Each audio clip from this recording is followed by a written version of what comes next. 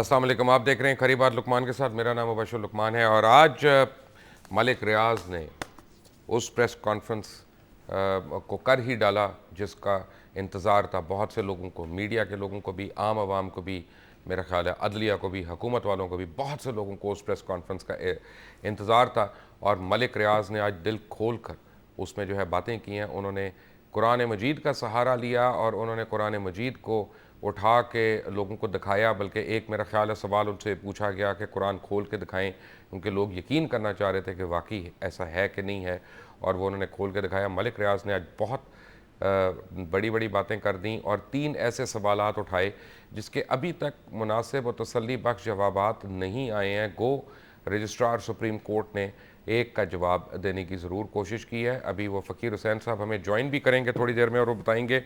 लेकिन इससे पहले कि मैं आपका बाकी यानी इस प्रोग्राम को आगे लेके चलें, मैं आपको बताऊं कि आज हमें ज्वाइन कर रहे हैं हसन निसार, किसी तारुफ का मोहताज नहीं है।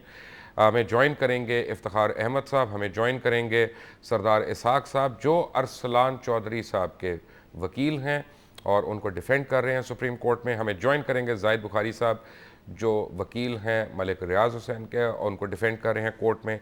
और मैं आपको चंद चीज़ें बताता चलूँ आपको इसमें कि ये स्कैंडल उस वक्त सामने आया जब मीडिया में इसका ज़िक्र हुआ और ख़ास तौर पे सोशल मीडिया से ये शुरू हुआ, ट्विटर के ऊपर से, और फेसबुक और ट्विटर पर शुरू हुआ और उसके अगले ही दिन चीफ जस्टिस ऑफ पाकिस्तान ने सुमो मोटो एक्शन लेके उसको दोनों पार्टीज़ को अपने सामने तलब कर लिया और तब से ये अखबारात की जीनत भी बना हुआ है। हसन साहब अस्सलाम वालेकुम। जी वालेकुम सलाम। हसन साहब, आज मलिक रियाज साहब की प्रेस कॉन्फ्रेंस से आपने क्या नतीजा निकाला? देखें, अभी नतीजे निकालने की स्टेज तो नहीं आई, लेकिन मेरा ख्याल है ये बहुत बड़ी एक तबाही की तरफ एक बहुत बड़ी छलांग है और एक ऐसी सिचुएशन है।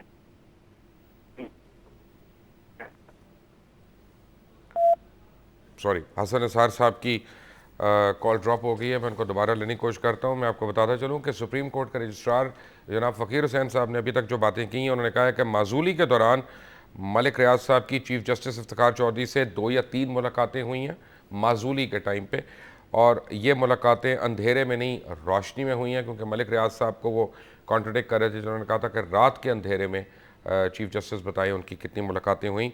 और उन्होंने कहा कि मैं भी मलिक रियाज से मुलाकातों में मौजूद था और मलिक रियाज साहब का इसरार था कि चीफ जस्टिस सदर जरदारी से मुलाकात करें, और मुस्लिम लीग नून और पीपल्स पार्टी में मुआहदा जो है वो मलिक रियाज ने करवाया था। ये तो बातें थीं जो सुप्रीम कोर्ट के रजिस्ट्रार जनाब फ़कीर हुसैन साहब ने की। और जो मलिक रियाज साहब ने चंद एक बातें की, मैं आपको उनमें से चंद की क्लिप्स जो है वो आपको दिखवाता हूँ, फिर प्रोग्राम शुरू करते हैं। मैं आज कुरान पाक लेकर आया हूँ। चीफ जस्टिस ऑफ पाकिस्तान भी कुरान पाक लेकर आए थे। मेरे तीन सवाल चीफ जस्टिस ऑफ पाकिस्तान के साथ हैं कि वो आज कौम को बताएं कि रात के अंधेरे में मेरी कितनी उनसे मुलाकातें हुई।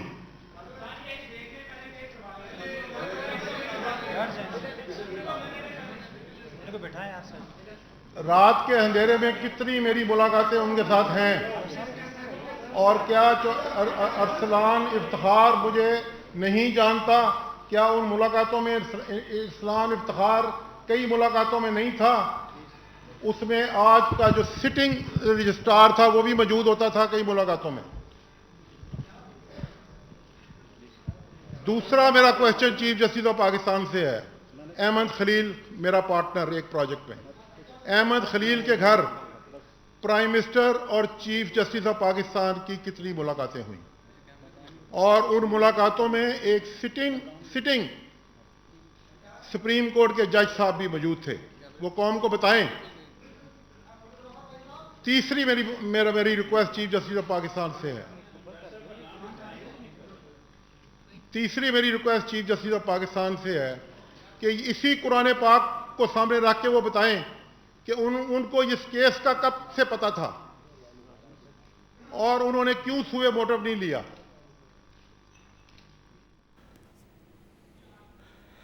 जी हसन निसार साहब हमारे साथ हैं और इफ्तिखार अहमद साहब भी हमारे साथ हैं। जी हसन साहब, सॉरी उस वक्त लाइन ड्रॉप हो गई थी, आप फरमा रहे थे। जी मैं ये अर्ज कर रहा था कि पहली बात तो ये है कि चीफ जस्टिस और उनका बेटा, ये दो अलहदा इंडिपेंडेंट मैच्योर इंडिविजुअल्स और एडल्ट्स हैं। ठीक है, ज्यादा से ज्यादा कसूर ये हो सकता है कि वो जैसे एतजाज हसन साहब ने एक बात की है कि मैंने बाहर जो बातें हो रही हैं अरसलान के हवाले से मैंने उनसे जिक्र किया, तो उन्होंने कहा कि अरसलान से बात करेंगे। ये जो है जो मैं टीवी स्क्रीन पे देख रहा हूँ, ठीक है जी। हेलो जी जी मैं सुन रहा हूँ। हेलो। जी जी हसन साहब बोलते रहे। अच्छा, जी तो ये इतना कैजुअली इस सतह के आदमी सुप्रीम कोर्ट के चीफ जस्टिस को ये लाइटली नहीं लेना चाहिए था। मेरा ख्याल है ये उस वक्त ही अगर संजीदगी से उस बात को लेके फौरी तौर पे को बात करते, मेरा बेटा अगर मेरे बस में ना हो तो मैं उसे डिसऑन करूंगा। चार इश्तिहार ही छोटे से देने होते हैं ना कि जी मैं आप कर रहा हूँ या मैं उसे डिसऑन कर रहा हूँ या मैं उसकी हरकतों का जिम्मेदार नहीं हूँ। तो एक बात तो यह है कि इन दोनों चीजों को अलहदा रख के देखना चाहिए। अच्छा, दूसरी तरफ आप देखें कि अगर इस एक्सट्रीम पे कारोबारी आदमी जो है, बिजनेसमैन से ज्यादा बुज़दिल और अमन का, सुकून का ख्वाहिशमंद कोई नहीं होता। अगर इस हद तक मलक रियाज जैसा आदमी जा रहा है तो इसको हम इस तरह भी इंटरप्रेट कर सकते हैं कि ये तंग आमद बजंग आमद वाली बात थी जो वो ब्लैकमेलिंग का लफ्ज़ इस्तेमाल कर रहे हैं, टर्म इस्तेमाल कर रहे हैं। एक और बात, मेरा जो कंसर्न है कि इसका इम्पैक्ट या इस तरह की किसी भी स्कैंडल का इम्पैक्ट मुल्क पे और अवाम पे क्या होता है। तो मुल्क का इमेज पहले ही बर्बाद है। दहशत गर्दी का लेबल इस मुल्क पे बहुत बुरी तरह चस्पा कर दिया गया है, उसमें हमारी कंट्रीब्यूशन भी है, ऐसी नहीं बात। इसका असर पड़ेगा इस मुल्क की सियासत से मईशत तक, अवाम की फ्रस्ट्रेशन तक, और वो इंतहाई खतरनाक होगा। अवाम के एंगर का लेवल, एक होता है ना कि बंदे की साइकी तबाह बर्बाद हो जाती है। जिन लोगों के पास मुबशर साहब 2 वक्त तक खाने का मसला है, वो जब सुनते हैं कि 30 करोड़ 40 करोड़ 1 अरब 4 अरब, तो वो एंगर उनका जो है वो बढ़ता जाएगा। और इससे पहले कि सब कुछ ट्रिप हो जाए, सारा सिस्टम ही ट्रिप हो जाए। इस मुल्क का अगर इस मुल्क का कोई वाली वारस है तो उनको सोचना चाहिए कि क्या। इफ्तिखार साहब, एक छोटा सा सवाल मेरा ये है, क्योंकि आप गो हैं तो जर्नलिस्ट, लेकिन आप कानून को समझते हैं और बहुत दफ़ा मैंने आपसे रहनुमाई भी हासिल की है कानूनी मामलात में। मैं आपसे एक सवाल ये पूछना चाह रहा हूँ कि यहाँ पे 2 चीज़ें आ रही हैं और मैं दोनों में तफरीक करना चाह रहा हूँ। एक तो Iftikhar Mohammad Chaudhry sahab as chief justice of supreme court of Pakistan, और एक इफ्तिखार मोहम्मद चौधरी वालिद की हैसियत से बतौर डॉक्टर अरसलान चौधरी के। तो अगर मैं एक वालिद के ऊपर कोई कमेंट देता हूँ तो क्या वो भी कंटेम्प्ट के जुमरे में आएगी बात, कि अलग हो जाएगी? इफ्तिखार साहब, आपको मेरी आवाज़ आ रही है? सॉरी, मेरे ख्याल है इफ्तिखार साहब की लाइन ड्रॉप हो गई। हसन साहब, आपने सुना था मेरा सवाल जो मैंने इफ्तिखार साहब से किया था? मैंने सुना है, मैंने जी, सुना है। आप मुझे इस पे गाइड कर सकते हैं? मैं इस मामले में जाहिर है मैं कानूनी हवालों से तो नहीं, लेकिन एक बात तो आप की जा सकती है बड़ी आसानी से। हमारे जो बाबाए कौम जिन्ना साहब की साहबजादी ने उनकी मर्जी के अगेंस्ट, ये तो बेटा है, वो बेटी थी और बहुत लाडली थी और इकलौती औलाद थी। ये इत्तेफाक से अरसलान भी मेरा ख्याल है अकेला बेटा है चीफ जस्टिस साहब का।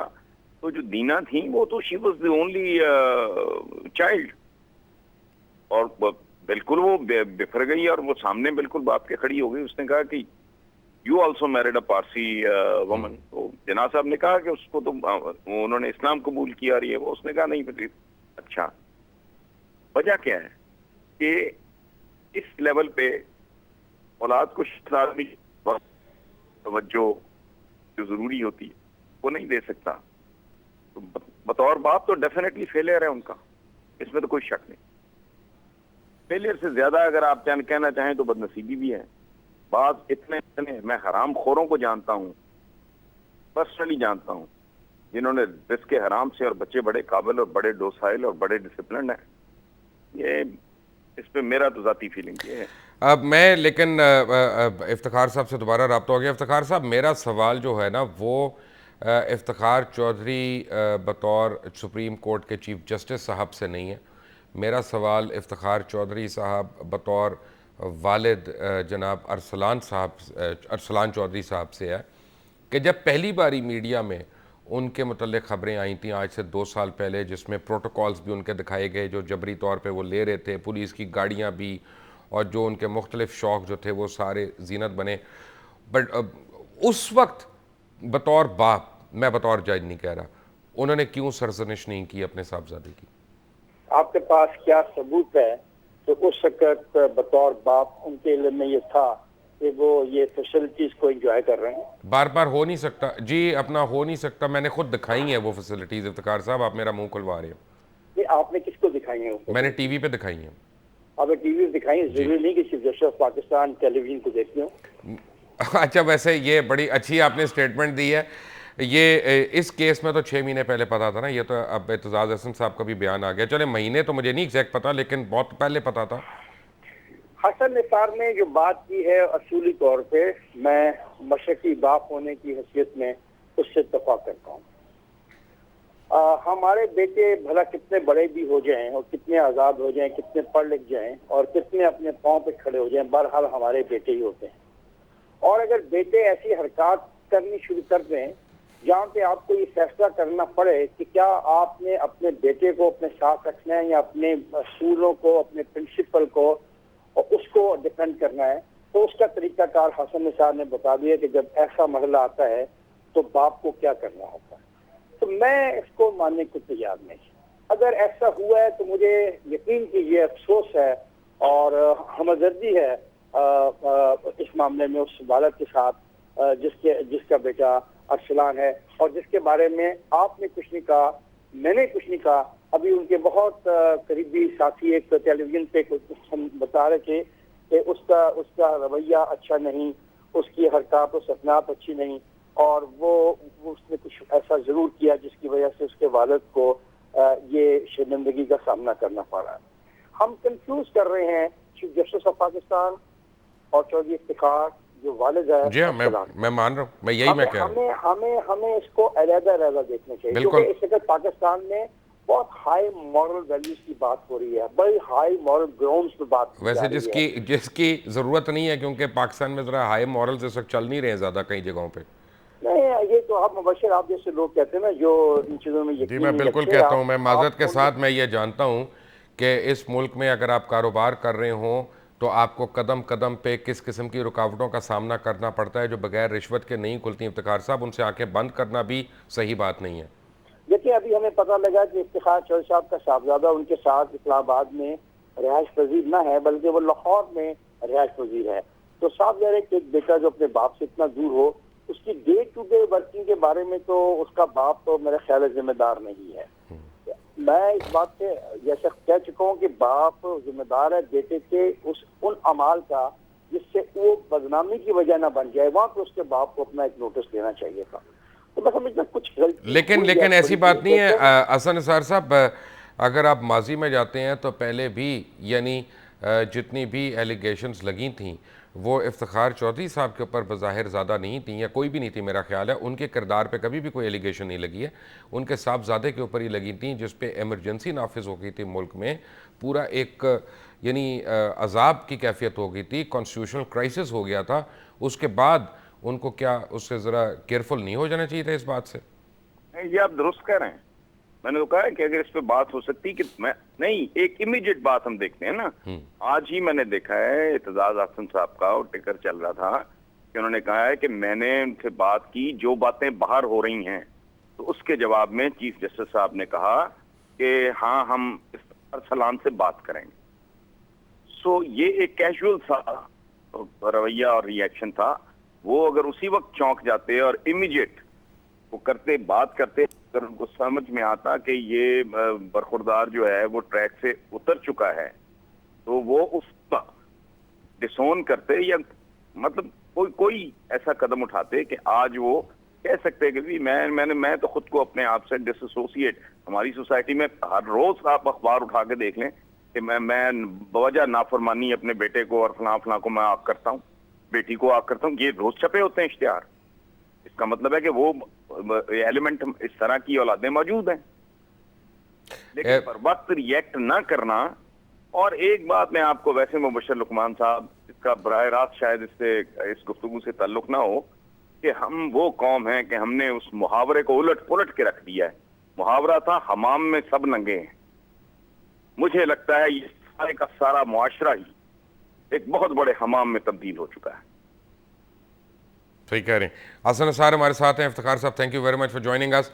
हम जाहिद बुखारी साहब भी इस वक्त हमारे साथ हैं, और जब हम ब्रेक से आएंगे तो डॉक्टर फ़कीर Hussain registrar supreme court of Pakistan वो हमारे साथ होंगे, और अरसलान इफ्तिखार के वकील जनाब सरदार इसहाक साहब भी हमारे साथ होंगे। All of them after break. Take a break.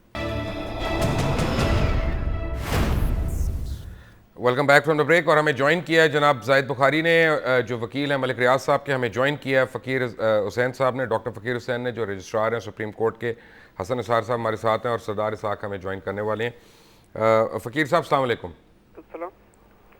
Hello जी मुबशर, वालेकुम सलाम। फ़कीर साहब, आपने आज स्टेटमेंट ये दिया है कि मलिक रियाज साहब की और चीफ जस्टिस साहब की मुलाकातें हुई, लेकिन उस दौरान हुई जब वो माजूल थे, और दिन के वक्त हुई हैं, रात के अंधेरे में नहीं हुई हैं।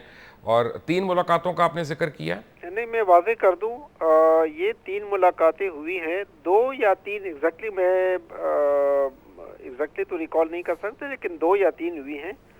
और ये मुलाकातें शाम के वक्त हुई हैं, और ये मुलाकातें चीफ जस्टिस साहब के घर पे हुई हैं।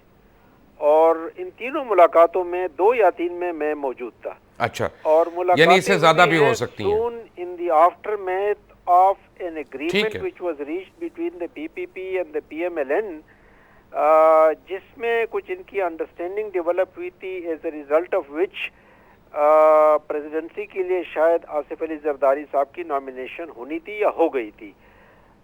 ये उन दिनों की बात है कि चीफ जस्टिस साहब अभी डिपोज थे, और मलिक रियाज साहब एक्चुअली क्लेम कर रहे थे। नहीं ठीक है, मैं समझ गया, वो तो बाकी तो सारों ने सुन लिया। हाँ, मुझे सब ये बताएं, उन मुलाकातों में आपके अलावा कौन कौन मौजूद था? नहीं, हम थे, मैं था, कोई और जज साहब, कोई और शख्स नहीं था। मेरा ख्याल में कि जहाँ तक डिस्टिंक्टली मुझे याद है, मैं था, चीफ जस्टिस साहब थे, उनके घर पे हुई थी, और मलिक रियाज साहब उनके घर पे आए थे। अच्छा, और आप तीनों के अलावा कौन कौन मौजूद था? नहीं, नोबडी एल्स। अच्छा, और जो जगह पे शायद मलिक साहब के साथ कोई 1-2 आदमी आए थे, उनके साथ हमने हाथ मिलाए थे। बाकी तो कोई और का मुझे आई डोंट रिकॉल। अच्छा, अब ये मुझे बताएं कि अहमद खलील साहब को आप जानते हैं?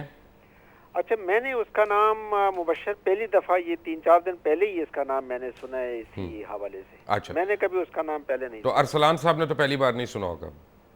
I can't say for Arsalan, I don't no. नहीं, व्हाट डू यू थिंक? मुझे नहीं पता, I can't say. I mean मुझे रजिस्ट्रार साहब, मुझे ज़रा एक कंफ्यूजन हो रही है। मुझे ये पूछना है कि आप जो एकदम से मीडिया पे आए, आपने पहले स्टेटमेंट्स दी, काउंटर स्टेटमेंट्स, एक प्रेस कॉन्फ्रेंस के लिए, ये किस हैसियत में आप कर रहे हैं? एज अ पर्सनल फ्रेंड कर रहे हैं, एज अ स्पोक्स पर्सन कर रहे हैं, as a registrar supreme court? नहीं, मैं एज अ रजिस्ट्रार कर रहा हूँ, क्योंकि मलिक रियाज की प्रेस कॉन्फ्रेंस मैंने सुनी। उसने कहा था कि चीफ जस्टिस साहब बताएं कि मेरी रात के अंधेरों में इनसे कितनी मुलाकातें हुई। राइट। अच्छा, आपने नाउ लिसन टू मी। जी। जब उन्होंने कहा था कि उसमें सेटिंग रजिस्ट्रार मौजूद थे, तो मैं कंसीड करता हूं कि हाँ, मैं मौजूद था, चीफ जस्टिस साहब के घर पे हुई थी। और कंटेक्स्ट ये था कि पीपीपी और पीएमएलएन के दरमियान जब अंडरस्टैंडिंग हुई, तो इनका ये कहना था, मलिक रियाज साहब का, कि ये मैंने फैसिलिटेट की है। And as a businessman we feel के पॉलिटिकल स्टेबिलिटी के बाद अब independent judiciary should also be restored. Government ने डिसाइड किया कि रेस्टोरेशन हो, लेकिन his proposal was to the chief justice कि आप जनाब आसिफ अली जरदारी साहब से एक मुलाकात कर लें, जो कि डिक्लाइन हुआ। ये कंसिस्टेंटली एक ही बात के ऊपर मैं सिर्फ जरदारी साहब से मीटिंग की बात नहीं कर रहा। जो इससे पहले की आपने बात की, जो इससे पहले की बात की, वो तो जरा अच्छी बात थी, वो तो पॉजिटिव बात है इस मुल्क के लिए, वो तो कोई नेगेटिव की मैं नहीं बात कर रहा। लेकिन अहमद खलील साहब का अरसलान साहब से तो ताल्लुक रहा है ना, obviously. I know doctor Arsalan, I know him very well. नहीं, उनसे तो ताल्लुक रहा है उनका। किनका? अहमद खलील साहब अब का? देखो ये मुझे नहीं पता, to be honest with you, Ahmed Khalil का नाम पहली दफा 4-5 दिन से जब से ये क्राइसिस हुई है मैंने उसका नाम सुना। क्या आप मुझे और बता फिर सकते हैं दूसरी कि बात ये कि डॉक्टर अरसलान साहब के साथ मेरी कोई अलेख सलेख होती है जब इस्लामाबाद आते हैं या कहीं मैं लाहौर जाता हूँ, कहीं भी इनसे मुलाकात आपने होती है। बाकी 3 क्योंकि- एलिगेशंस में से एक का जवाब दिया है, बाकी दोनों का नहीं दिया। नहीं, बाकी दोनों का इसलिए कि जहां मुझे पता है मैं आपको बता सकता हूं। अब जहां तक ये एलिगेशन लगाते हैं कि अहमद खलील साहब हैं, डॉक्टर अरसलान के वो दोस्त होंगे, मुमकिन है ऐसा हो, लेकिन I am not in a position to comment on that और टू नो दैट। आप डॉक्टर क्या अरसलान साहब चीफ से पूछ जस्टिस लें। ने आपको इजाजत दी थी कि आप उनके बिहाफ पे वजाहत करें किसकी? इन सारी बातों की? नहीं, ये जो मेरा नाम आ गया था। नहीं, आपको जब- चीफ जस्टिस जब से एक आपकी बात आदमी हुई? allege, करता है कि जी मैंने सिटिंग रजिस्ट्रार चीफ मौजूद जस्टिस थे से आपकी मुलाकात हुई? और सेंसेशनलाइज उसको करते हैं, तो आई हैव टू सर मैं क्लेरिफाई क्या कि पूछ रहा contest हूँ, किया था। चीफ जस्टिस से आपकी मुलाकात हुई? चीफ जस्टिस साहब से मेरी बात हुई है इस बात पे, यानी आपकी स्टेटमेंट से पहले हाँ डिस्कस किया है। आपने उनसे क्लैरिफिकेशन ले ली थी इस सारी बात की? क्लेरिफिकेशन तो मुझे देनी थी बिकॉज माय नेम है। नहीं, मैंने कहा सीजे से ले ली आपने? किस चीज की? सीजे से आपने पूछ लिया था कि मैं ये बात कर रहा हूँ? डिस्कस किया है। अच्छा फाइन, तो मुझे ये बताएं कि ये कैसे एक हसीन इत्तफाक है कि आपकी जो स्टेटमेंट है हू बहू एक टेलीविज़न पे आपकी बात से पौना घंटा पहले आने वाले तज्जिया निगार की बात से हू बहू मिलती है। आप दोनों का तज्जिया एक ही कैसे हो गया? ये कौन तजिया निगार थे? हामिद मीर साहब। नहीं, I don't know, I have no idea. मैं बता रहा हूँ आपको। मैं आप उनसे पूछ लें, मेरी हामिद मीर से कोई बात नहीं, तो मैं ये सोच रहा हूँ कि आप दोनों के जो जवाब हैं वो एक कैसे हो गए? क्या हामिद मीर साहब भी मेरे प्राइवेटली ख्याल मिलते में हैं? ये हामिद मीर साहब पूछ ले, लेकिन ये हो सकता है कि हामिद मीर को ये डिटेल्स वो तो मुलाकात में नहीं थे, वो तो उन मुलाकातों में नहीं थे कि थे? नहीं, इन मुलाकातों में तो नहीं थे, बट व्हाट आई एम तो सेइंग फिर इनकी डिटेल्स कैसे पता चली उनको?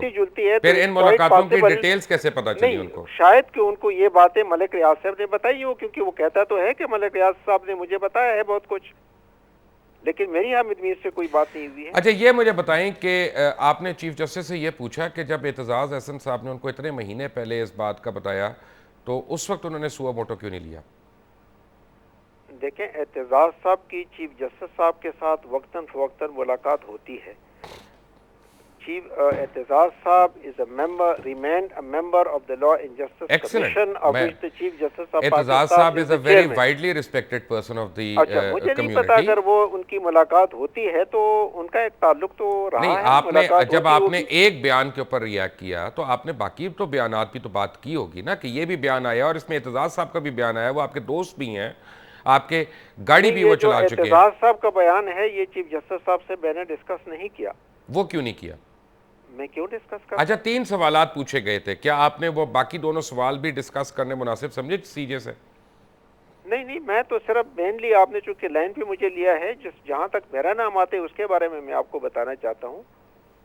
बाकी इसके अलावा यानी इसका मतलब ये हुआ फ़कीर हुसैन साहब, जो मुझे समझ में आ रही है बात, कि आप यहाँ पे मेरे आगे या मीडिया के आगे सुप्रीम कोर्ट ऑफ पाकिस्तान को नहीं अपने आप को बचा रहे हैं। मैं एज ए रजिस्ट्रार दायर है कोई नहीं, आप एज ए रजिस्ट्रार नहीं, आप तो कह रहे हैं जहाँ पे मेरा नाम आया। नहीं, एक मिनट, अभी आप जो बात कर रहे हैं तो आपने सुप्रीम कोर्ट और सुप्रीम कोर्ट के ऑनरेबल चीफ जस्टिस के ऊपर उठने वाले दीगर सवालात का आपने डिस्कस नहीं किया चीफ जस्टिस से। नहीं, मैं क्यों? इसका मतलब है आपको परवाह सिर्फ उस बात की जहां तक आपका नाम आता है। नहीं, सवाल ये है कि आप अगर कोई स्पेसिफिक क्वेरी है तो आप मुझसे पूछते हैं। अगर कोई मेरी नॉलेज में मेरे पास तो और कोई फिर क्वेरी नहीं रही। अगर आपकी जो बात हुई और वो मुझे बता दें क्या बात। You requested for this call, I did not call you. Right, इसलिए कि आप, इसलिए खलील फकीर साहब, क्योंकि आप क्लैरिफिकेशंस दे रहे हैं तो ऑब्वियसली आप you are the right man to call.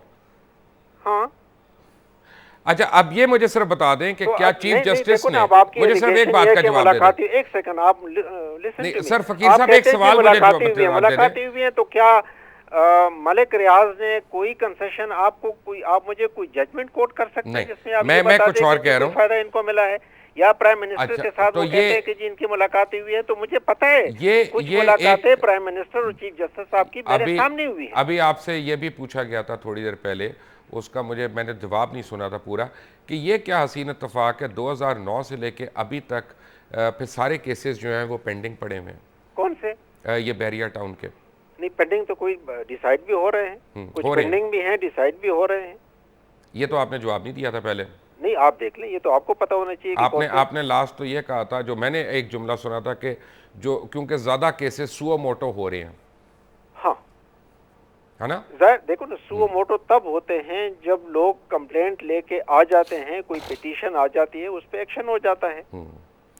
और केसेस फकीर चले आ साहब, रहे हैं, एक लेकिन आप मुझे ये आप बताएं कि एक सुप्रीम घरेलू कोर्ट में आदमी इतनी भी हैं, जल्दी how will you आप एक expect- घरेलू आदमी भी हैं, आप सिर्फ रजिस्ट्रार नहीं हैं, आप माशाल्लाह एक फैमिली वाले भी हैं और बाइज़्ज़त फैमिली वाले आप फ़र्द हैं, यानी काबिल एहतराम हैं आप। मुझे सिर्फ ये बताएं कि हमारे माशरे में जब भी इस तरह की बातें होती हैं, जैसे पहले भी एक इतना सीरियस केस हो गया कि एक एमरजेंसी नाफिज हो गई, कॉन्स्टिट्यूशनल क्राइसिस आ गया, तो उस वक्त भी अरसलान साहब के ऊपर उंगलियां उठाई जा रही थीं। क्या बीच में कभी इतनी देर में आपने या किसी साथी ने या किसी फेलो जज ने as a friend, as a father CJ से कभी ये का बावर कराने की कोशिश की कि जनाब ये देखें दोबारा से अरसलान साहब के मतलब बातें हो रही हैं, इसका एज अ वालिद, मैं नॉट एज अ जज कह रहा हूँ, बाप की हैसियत से इस बातों का नोटिस लें? फ्रेंकली ये जो रिसेंट डिस्क्लोजर है, this was just an onslaught, it came like an onslaught. मुझे नहीं पता था। I don't think even the chief justice knew that since long. Chief justice के क्या तहफ़्फ़ुज़ात हैं सारी बातों के बारे में? को बताया गया था, एतजाज साहब ने कन्वे किया है, मुझे फ्रेंकली उसका नहीं पता, लेकिन इतना मैं कह सकता हूँ कोई तहफ़्फ़ुज़ात हैं चीफ जस्टिस के? चीफ जस्टिस साहब के साथ उनका ताल्लुक रहा चीफ है जस्टिस और साहब, वो मिलते भी रहते हैं। चीफ जस्टिस साहब के अपने को मुमकिन है तहफ़्फ़ुज़ात हैं? टेलीफोन पे भी कोई बात हुई हो, लेकिन मैं फ़कीर साहब को अपने तहफ़्फ़ुज़ात हैं इस पूरे केस के बारे में? हाँ, क्या किस किस्म के चीफ जस्टिस साहब के अपने तहफ़्फ़ुज़ात हैं? तहफुजात न होते तो वो सुओ मोटो क्यों लेता? यानी वो उन्होंने एज अ चीफ जस्टिस लिया है कि एज अ फादर लिया? नहीं, एज ए चीफ जस्टिस लिया है। अच्छा, जब पता चला, नॉर्मली देखिए, ये क्या जो नॉर्म होता भाई है, साहब का- नॉर्मली ये जो क्या भाई नॉर्म साहब होता की- है कि एक जज जो होता है वो अपने जहाँ पे उसके रिश्तेदार आ जाएं सामने, तो क्या उसको थोड़ी देर के लिए छुट्टी नहीं ले लेनी नहीं, एज ए चाहिए? चीफ जस्टिस मेरा ख्याल में कि उनको ये सुओ मोटो लेना चाहिए था, इसलिए कि इस किस्म के इंसिडेंट को किसी और के फेवर में उसने कभी किसी को स्पेयर नहीं किया, और इसमें चूंकि एक इंस्टीट्यूशन का नाम आ रहा था कि इंस्टीट्यूशन का तो नाम पहले भी आ चुका है, एलिजिडली पहले भी आ ये चुका डील है। इसलिए हुई थी so that he can influence the chief institution देखें, इंस्टीट्यूशन इंतहाई काबिल एहतराम है। मैं आपको एक बात बताऊं कि सुप्रीम कोर्ट ऑफ पाकिस्तान इंतहाई काबिल एहतराम इदारा है और हर पाकिस्तानी उसको इज्जत और कदर की निगाह से देखता है, मुझ समेत। लेकिन कभी कभी फैसलों पे हमें बात करने का हक मौजूद होता है जब भी कोई फैसले होते हैं, चाहे वो आपकी एक्सटेंशन हो या जस्टिस रमदे साहब की एक्सटेंशन हो, उसके ऊपर को बात करना गलत तो नहीं है ना? ये सही है ना? बिल्कुल। अब ये भी, इसके ऊपर तो कभी आपने जवाब नहीं दिया था अपनी एक्सटेंशन के ऊपर, हालांकि उसमें आपका नाम आ रहा था कि जब पूरे मुल्क में हर एक की एक्सटेंशंस गैर कानूनी करार दी जा रही थी, सिर्फ आपकी और जनरल कियानी साहब की एक्सटेंशन जो है उस पर कोई नहीं बोला। मेरा ख्याल में उसमें जो चीफ जस्टिस का ऑर्डर है, he is the appointing authority, right, वो काफी डिटेल्ड है, राइट, और उस डिटेल ऑर्डर में उन्होंने लिखा हुआ है कि ये जो रजिस्ट्रार की पोस्ट है, this is a grade 22 post. Currently, we have no grade 21 officer available even in the Supreme Court. तो हम प्रमोट नहीं कर सकते थे और किसी को। जो सिविल सर्वेंट का रेलेवेंट प्रोविजन नहीं, प्रमोट तो देखो ना, 2 स्टेप प्रमोशन तो नहीं हो सकती। वी हैव करंटली बड़ी बड़ी मिसालें मौजूद हैं। बट फकीर साहब, thank you very much for being with us. Zahid Bukhari साहब, आई एम सॉरी, मैं ब्रेक के बाद आपके पास आता हूं और सरदार इसाक भी हमारे साथ ही होंगे एक ब्रेक के बाद। Take a break. Welcome back from the break. और ब्रेक में जाने से पहले आप बातें सुन रहे थे रजिस्ट्रार फ़कीर हुसैन की। सरदार इसाक साहब जो हैं डॉक्टर अरसलान के वकील, उनसे मुसलसल रब्ता करने की कोशिश कर रहे हैं, वो फ़ोन पे नहीं आ रहे, जबकि उन्होंने पहले कंफर्म भी किया हुआ था। आई होप कि अगले चंद मिनटों में आ जाएं वो। लेकिन चीफ हसन निसार साहब, एक सवाल ये है कि जब चीफ जस्टिस को अदालत के अंदर बैठ के सैकड़ों हज़ारों अफराद की मुश्किलों का पता होता है और वो उनके ऊपर एक्शन भी लेते हैं, नोटिस भी लेते हैं, अहकामात भी सादर करते हैं, और यहाँ पे उनको अपने घर में होने वाली चीज़ से वो ला इल्म है, क्या ये एक बाप की नज़र से देखा जा रहा था उसको कि ये कोई और बात हो सकती है बीच में? देखिए मुबश्शिर साहब, एक तो जो आपने खुद बात की है कि एक बाप की नज़र से बड़ा मुश्किल काम है, दी ओनली सन, बहुत मुश्किल काम है। हम खुद चूँकि बच्चों वाले लोग हैं, समझते हैं कि क्या मामला होगा। दूसरी तरफ 2-3 मुहावरे बड़े दिलचस्प हैं। एक होता है, कहते हैं कि चिराग तले अंधेरा, ठीक है ना, बच्चा बगल में डंडोरा शहर में। एक होता है कि मल्लाह का हुक्का सूखा होता है। फिर एक मुहावरा है, राजा के घर मोतियों का काल, ठीक है ना।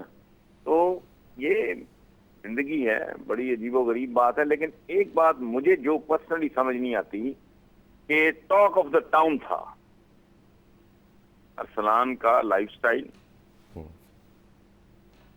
The way he used to move और मस्ट बी स्टिल मूविंग, और जो प्रोटोकॉल और फलाना धमकाना, ये हर तीसरा बंदा, बल्कि मैं कह देता था, चूंकि मेरा एक जमाने में एक ताल्लुक रहा है, ये इनको लेके अरसलान को एक आए थे एक दोस्त के सिविल सर्विस की तैयारी करनी, तो मैं, ये रोजनामा दिन है एक महमूद सादिक साहब का जी, उस अखबार में कॉलमिस्ट हैं जो एफसी कॉलेज में पॉलिटिकल साइंस पढ़ाया करते, तो मेरे लिए वो भाइयों की तरह, छोटे भाइयों की तरह। तो मैंने पास ऑन किया अरसलान को कि भाई इंटरनेशनल रिलेशंस में, वो सिविल सर्विस की तैयारी के दिन थे इनकी, अरसलान इफ्तिखार के, ठीक है ना।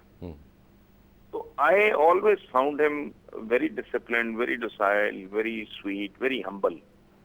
अच्छा, मुझे तो जब भी कोई नई बात सुनने को मिलती थी तो मैं कसमन आपको अर्ज करता हूँ, मुझे झटका लगता था कि ये कैसे हो गया, ये नहीं हो सकता। लेकिन आप यकीन करो, बीच में लाइन ड्रॉप हुई है, मुझे 3-4 कॉल्स आई हैं कि जी आप क्या कर रहे हैं। मुझे मेरे व्यूअर्स ने कभी इस तरह सरजनिश नहीं की। ये मैं अभी की बात कर रहा हूँ जी, क्या आपको नहीं पता ये हो रहा था, ये हो रहा था, मतलब मूवमेंट का ही लोग जो है ना वो बहुत अजीबोगरीब तरीके से जिक्र कर रहे हैं। तो टॉक ऑफ द टाउन था, पूरे शहर को, पूरे मुल्क को पता था क्या हो रहा है। और वो again I go back to somebody, मतलब बहुत ही काबिल एहतराम और इंतहाई मुमताज बहसीयत इंसान, बहसीयत कानूनदान, बहसीयत सियासतदान, ये जो बात की है इन्होंने चौधरी एतजाज हसन ने, कि मैंने उनसे कहा कि बाहर ये बातें हो रही हैं, तो उन्होंने कहा हाँ वो अरसलान से बात करेंगे। मतलब मेरा ख्याल है कि ये बड़ा एक अजीबो गरीब, या तो आप कंप्लीटली डिसोसिएट कर लें, अल्लाह न करे, अल्लाह न करे मेरा को बेटा अगर डी ट्रैक हो जाए, और अच्छा मुझे अगर खुद इल्म में नहीं होगा, मैं बहुत मसरूफ हूँ, मैं बहुत फोकस्ड आदमी हूँ, मैं दाएं बाएं नहीं देख रहा, लोग बता देते हैं ना। अभी जब इफ्तिखार अहमद आपके साथ थे तो उन्होंने कहा ना कि मैं हसन के साथ एग्री कर रहा हूँ इस बात में। लेकिन हसन साहब मुझे ये बताएं कि ये भी मुमकिन है कि 3 साल कबल एक शख्स नौकरी ढूंढ रहा हो, FIA में मुलाजमत करने के लिए ताल्लुकात इस्तेमाल हो रहे हों, या कहा जा रहा हो कि ताल्लुकात इस्तेमाल हो रहे हैं, 1.5 साल के अरसे में, बल्कि 1 साल से 1.5 साल के अरसे में वो कई कंस्ट्रक्शन कंपनीज, इंजीनियरिंग और टेलीकॉम कंपनीज जिसके 400 मुलाजमीन हो, उन सब का मालिक हो गया हो, और उसने कोई चीज़ इनहेरिट नहीं की इन टर्म्स ऑफ मनी, क्योंकि खुद इफ्तिखार चौधरी साहब ने कहा उनका तो घर भी नहीं है अपना, घर भी नहीं, गाड़ी भी नहीं। मैं उनकी बात पे एतबार कर रहा हूँ, मुझे पूरा यकीन है इफ्तिखार साहब की बात का, चीफ जस्टिस ऑफ पाकिस्तान की बात का, he is an honourable man. लेकिन फिर उनके बेटे ने जब ये सारा कुछ एक्वायर किया, क्या वो भी उनको नजर नहीं आ रहा था? अच्छा नहीं, इतनी कंपनीज में आपके पास कितने डोमिनेटिंग शेयर्स हैं, या वो तो मुमकिन है पता ना हो। देखें मैं आपको सच्ची बात बताऊं, लेकिन आप रेल पेल तो देख रहे हैं ना, 900 मिलियन तक पहुंच गया। नहीं मुबशिर साहब, मैं बिल्कुल और तरफ की बात कर रहा हूँ। वो तो अंदर खाने क्या हो रहा है, कैसे हो रहा है, क्यों हो रहा है, मुमकिन है पता ना हो, लेकिन लाइफस्टाइल। लेकिन मैं, अगर आप जाके top of the line hotels में रहें, कैसीनोज में जाएं, फलाना डमकाना, फैमिली भी साथ हो, अच्छा फिर जिस तरह आप मूव करते हो, जिस किस्म की, जिस मॉडल की, जिन मेक्स की गाड़ियां हो आपके पास, तो मैं चूंकि खुद जिंदगी में पर्सनली, मैं अपनी बात कर रहा हूँ, एक हादसे से गुजर चुका हूँ, और उस वक्त रुखाम थे मीडिया एडवाइजर खालिद मकबूल साहब के, वो गवर्नर थे। तो मुझे बताया गया मेरे बेटे के बारे में, तो मैंने कहा जी नहीं, जो होता है होने दो, आई एम नॉट बॉदर्ड।